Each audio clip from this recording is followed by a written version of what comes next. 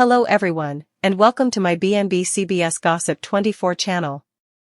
Ivy stood in the doorway like a storm that had eventually decided where to break, her shoulders squared, her jaw set, her eyes burning with a kind of certainty that scarified Electra before a single word was spoken, because certainty was the one thing that couldn't be argued with, and when Ivy said he cheated on you, it wasn't dramatic or hysterical or wrapped in reason, it was flat and brutal and final. As if she were reading a verdict formerly sculpted into gravestone, and Electra laughed at first, a sharp, suspecting sound that echoed too loudly in the room, because horselaugh was easier than letting the bottom fall down, easier than admitting the way Ivy's hands were pulsing indeed as her voice stayed steady, easier than noticing the way Ivy didn't soften the blow or pat it with defenses or say I'm sorry first, she just repeated it, pokily this time, each word wharf like a hammer he cheated on you. And Ivy stepped forward, unasked, impregnable, as if she knew Electra would retreat else, and began to tell her exactly what she saw, where she saw it, how the light fell across Will's face when he allo no bone who signified was watching, how his smile had that familiar crooked cock Electra loved but aimed at someone differently, how his hand rested on another woman's lower reverse with the ease of habit rather than the vacillation of a mistake. How there was no crapulous confusion or constrained moment to cleave to, just comfort, intention, choice, and with every detail Electra's casket tensed, because Ivy wasn't elaborating, she was stripping effects bare, and that was worse, and when Electra tried to intrude, to say you must have Ms. New, or perhaps it wasn't what it looked like, Ivy cut her off, not unkindly but forcefully, saying doen't do that, doen't cover him from what he did, not after what I witnessed. Not after I stood there unnoticeable while he made pledges with his body that he swore only belonged to you.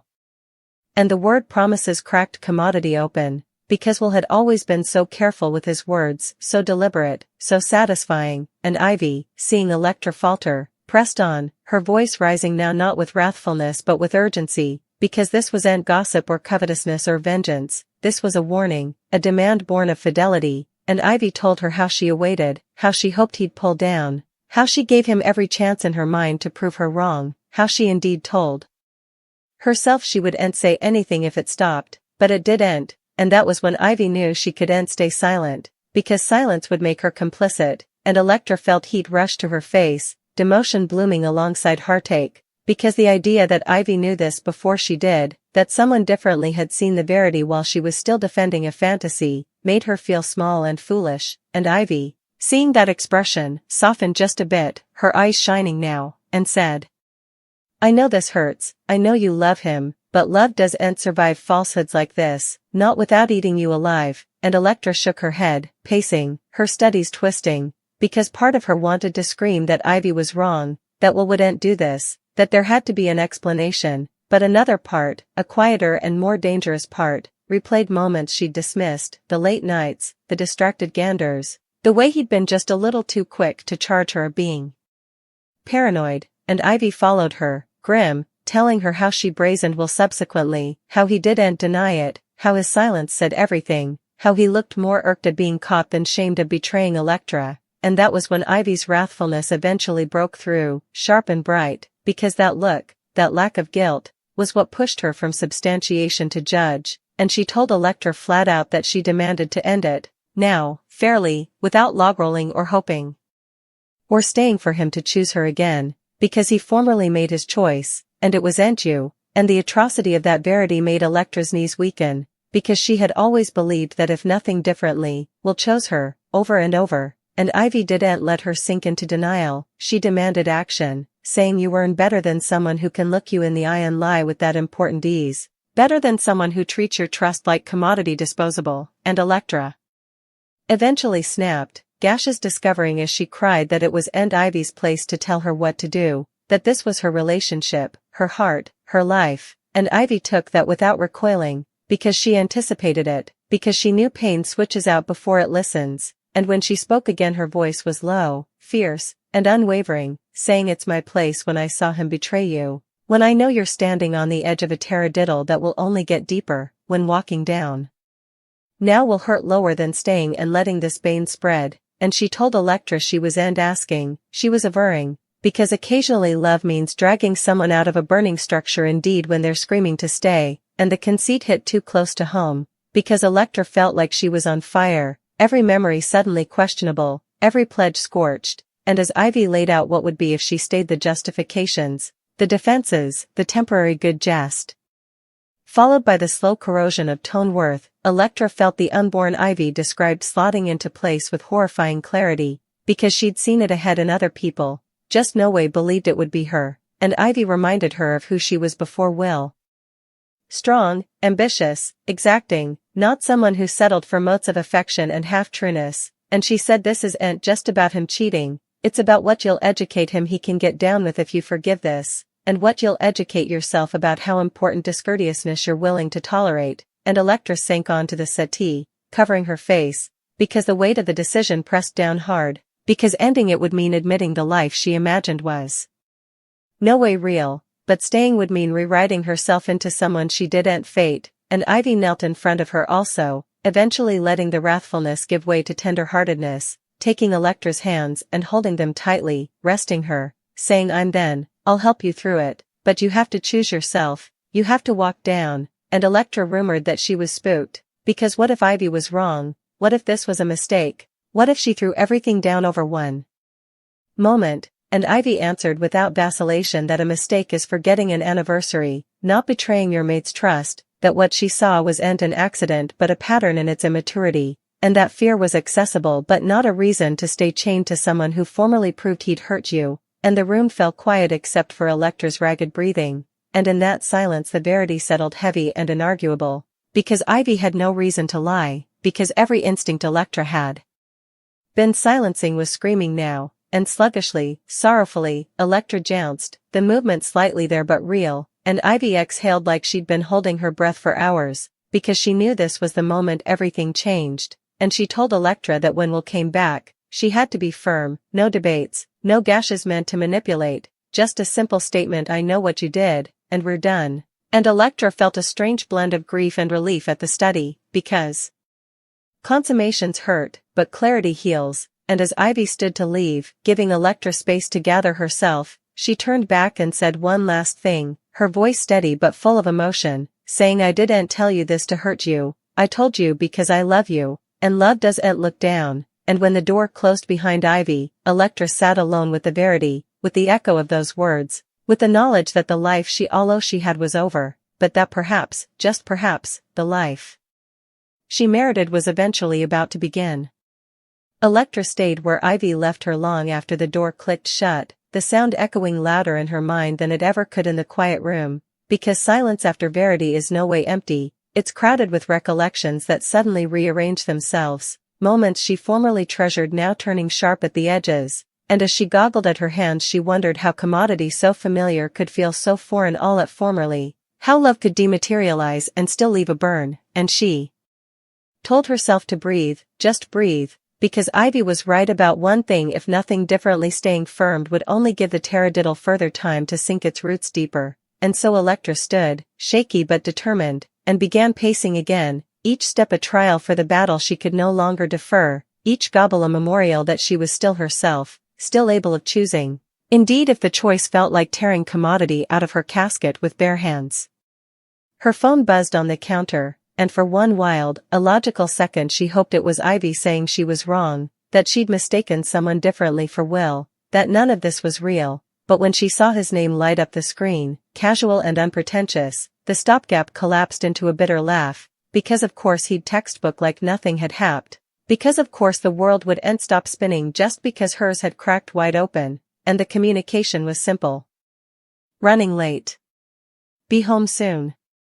And it felt like mockery, like evidence of how painlessly he slipped between performances of himself, and Electra didn't reply, not because she wanted to play games, but because she demanded the space between now and soon to gather every ounce of strength Ivy had just reminded her she held. She allowed. About calling her mama, also decided against it, because she wasn't ready for the soft concern or the sharp I told you so, she allowed. About pouring a drink and dismissed that too, because she demanded clarity, not impassiveness, and rather she opened the window, letting cool air rush in, resting her, reminding her that the world outside this treason was still vast and breathing, and she rumored Ivy's words out loud, choose yourself, as if saying them might sculpt them deeper into her bones. When the door eventually opened, Will walked in like he always did, keys tossed carelessly onto the table, jacket signed off, the picture of comfort and routine, and for a moment Electra saw him the way she used to, familiar and handsome and safe, and the grief surged so presto it nearly knocked her back, because loving someone doesn't stop on command, indeed when trust does, and Will smiled when he saw her, starting to say commodity light, commodity normal, until he noticed the way she was standing, the way her arms were crossed not defensively but decisively, the way her eyes didn't soften when they met his, and commodity flitted across his face, a vacillation he tried and failed to hide. "What's wrong?" he asked, formerly bracing, formerly calculating, and Electra realized also that Ivy had been right about another thing too. He knew, on some position, that this moment was coming, and that knowledge sustained her, because it meant she wasn't blindsiding him, she was defying him. "I know what you did," she said, her voice calm in a way that surprised indeed her, because calm carried further weight than rage ever could, and Will's shoulders strengthened, his jaw tensing just enough to confirm everything Ivy had told her, and he tried to play dumb, tried to buy time with confusion, but Electra didn't let him. She continued, each word deliberate, "I know you cheated on me." The silence that followed was thick and charged, and Will looked down first, rubbing a hand over his face, exhaling like he was the one under attack, and that response, that instinct to center himself, snapped the last fragile thread Electra had been holding onto, because guilt would have hurt less than annuity, and when he eventually spoke, it was exactly what Ivy prognosticated, defenses dressed up as explanations, minimization masquerading as honesty, and Electra heated, really heated. Not because she believed him, but because she demanded to hear it to be sure, and the more he talked, the clearer it came that guilt was an afterthought, commodity he reached for only when he realized denial wouldn't work. "It didn't mean anything," he said, like that acquitted him, like meaning was the only standard that signified, and Electra felt commodity settle inside her, a cold wave, steady resoluteness, because if it meant nothing, also hurting her meant nothing too, and she cut him off, holding up a hand, her voice establishment. "Stop," she said. "I'm not then to debate this. I'm not then to be induced. I'm telling you that we're done." The word done hung in the air, heavy and final, and Will goggled at her like he didn't fate her, like this interpretation of Electra, unintentional to negotiate her own worth, was a foreigner, and he laughed, a short, incredulous sound, saying she was overreacting, that couples worked through worse, that she was throwing away everything they erected, and for a brief moment mistrustfulness rumored at the edges of her mind, because history has weight, because walking down always feels like erasing commodity, but Ivy's voice rose louder in her memory, reminding her that ending commodity broken isn't destruction, it's forestallment. "You threw it down," Electra said still. "When you chose to lie. When you chose someone differently." And that was when his tone shifted, frustrations dropping into commodity harder, because he was used to being denied, was used to consequences that couldn't be smoothed over, and Electra saw also the man Ivy described, the bone who believed charm could fix anything, who believed time would dull treason into commodity condonable, and she realized with astounding clarity that staying would mean shrinking herself to fit his comfort, and she was done doing that. She asked him to leave, not dramatically, not with pitfalls or duns, just a simple request predicated in tone respect, and when he dithered, when he tried one last time to reach for her hand like muscle memory alone could bridge the gap, she stepped back, and that small movement felt monumental, because it was the physical incarnation of everything she'd decided. After the door closed behind him, the apartment felt different, quieter but lighter, like air after a storm, and Electra sank onto the settee again, gashes eventually discovering freely now that there was no bone left to perform strength for, and she cried for the future she imagined, for the interpretation of will she allowed she knew, for the time she'd no way get back, but beneath the grief was commodity differently, commodity unanticipated and fragile and hopeful, a sense of relief so subtle it nearly spooked her, because it meant Ivy was right, because it meant the verity, as ruinous as it was, had also set her free. The days that followed were messy and raw and real, filled with moments of mistrustfulness that crept by during the quiet hours, with recollections that ambuscaded her in grocery aisles and coffee shops, with wrathfulness that burned suddenly, but Ivy was there through it all, steady and unvarying, showing up with takeout and blunt honesty, with comfort that didn't coddle, and Electra began to see their fellowship else too, not as background support, but as commodity solid and purposeful, a memorial that love exists in numerous forms, not all of them romantic, and occasionally the fiercest love is the kind that tells you the verity indeed when it risks everything. Word spread, as it always does in their world, whispers weaving through familiar circles, and Electra braced herself for judgment, but what she set up rather was confirmation, people admitting they'd seen cracks she'd ignored, people praising her strength, and while part of her begrudged that no Bon had spoken sooner, another part understood how easy it's to look down from someone differently's fire until it threatens to spread, and she resolved also to be more like Ivy, to speak up, to refuse silence when it protects detriment.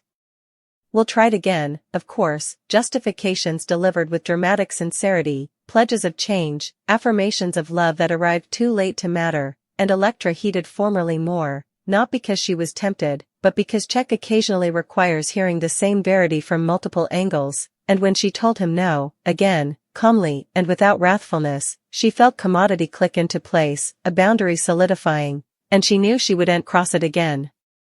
In the weeks that followed, Electra rediscovered corridor of herself she'd still set away, intentions she'd laid over, heartstrings she'd dulled to accommodate someone additional's comfort, and each small reclaiming felt like a palm, like suturing herself back together with stronger thread, and one evening, as she sat across from Ivy, horselaugh washing up suddenly, she realized she had and aloud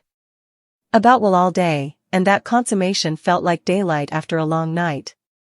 I doen't know how to thank you, Electra said vocally, emotion thick in her throat, and Ivy signed, uncomfortable with gratefulness but accepting it all the same, saying she'd do it again, every time, without vacillation, and Electra believed her, because some people show up not just when it's easy, but when it's necessary, and those are the people who change your life.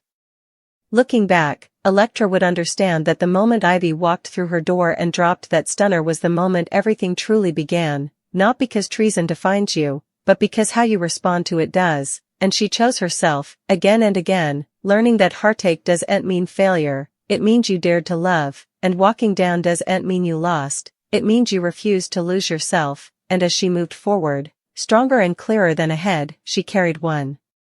darity with her always love that demands your silence isn't love at each, and anyone stalwart enough to tell you that verity, no matter how important it hurts, is someone worth holding on to. Months later, when the ache had dulled into something manageable and the memories no longer felt like open wounds, Electra found herself standing in front of the mirror one quiet morning, studying her reflection with a curiosity she hadn't felt in a long time, because she wasn't searching for flaws or signs of loss, she was noticing strength, the steadiness in her gaze, the way her shoulders no longer curved inward as if bracing for disappointment, and she realized that healing hadn't arrived with a dramatic moment of triumph but with a series of small, almost invisible choices that slowly rebuilt her sense of self. Life had settled into a new rhythm, one that belonged solely to her, and while there were still days when Will's name surfaced uninvited, those moments no longer carried the power to derail her, they were reminders of a chapter closed, not a door waiting to be reopened, and she learned to let them pass without judgment, without longing, understanding now that moving on didn't require forgetting, only acceptance. Ivy remained a constant, not hovering, not protective in a way that implied fragility, but present in the way that mattered, celebrating Electra's wins and sitting quietly beside her during the rare moments when sadness resurfaced, and one evening, over glasses of wine and easy laughter, Electra admitted something she hadn't said out loud before, that losing Will had forced her to confront how much of herself she'd been willing to compromise, and Ivy nodded, not smug, not vindicated, just proud. Because growth doesn't need an audience, it just needs honesty. There were new opportunities too, professional doors opening now that Electra had the energy and focus to step through them, and with each success she felt the lingering doubts fade further, replaced by a confidence grounded not in validation from someone else but in her own resilience, and she discovered that independence wasn't loneliness, it was space, room to expand, to explore, to breathe. One afternoon, as she walked through the city, sunlight catching on glass and pavement, Electra passed a couple arguing quietly on a corner, tension sharp and familiar, and instead of flinching or feeling pulled back into old patterns, she felt compassion, both for them and for the version of herself who once believed love meant endurance at any cost, and she hoped, silently, that they would find clarity sooner rather than later. When she finally allowed herself to consider love again, it wasn't with urgency or expectation, but with curiosity, a gentle openness that surprised her, because she wasn't searching for someone to fill a void, she was simply open to connection, and that difference changed everything, setting a new standard she refused to lower, one defined by mutual respect, transparency, and choice. Late one night, as Electra lay in bed, rain tapping softly against the windows, she thought about the moment Ivy told her the truth, about the pain it brought and the courage it required, and she understood then that some truths arrive like wrecking balls, destroying what you thought was solid, but clearing space for something stronger to be built, and she felt gratitude, not for the betrayal, but for the clarity it forced, for the loyalty that saved her from a longer, quieter heartbreak. Electra closed her eyes with a sense of calm she hadn't known before, secure in the knowledge that she could survive loss, that she could trust herself to walk away when needed, and that whatever came next would be chosen freely, not out of fear, but out of self-respect, and in that quiet certainty, she finally slept, unburdened, whole, and ready for whatever future she decided to claim.